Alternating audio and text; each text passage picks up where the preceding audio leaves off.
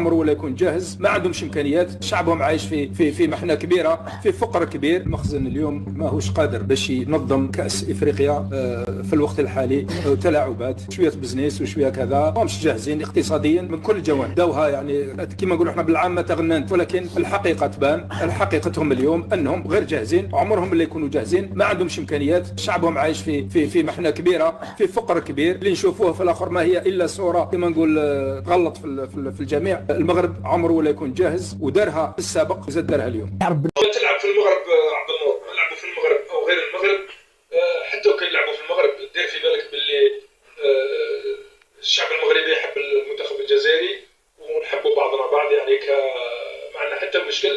ونقول لك والله غير نشجعوا المنتخب الجزائري لان احنا اخوه واحنا مسلمين وما كاين حتى مشكل. لا انا نهضروا احنا ولا ما خرجنا يعني باش ما نخرجوش كعائق راح نلعبوا في المغرب. لا من ناحيه ساعدتنا لاننا ما تكونش سفريه طويله. نهينا مباراه اليوم، لاعبين راح يسترجعوا عمليه الاستشفاء ويتنقلوا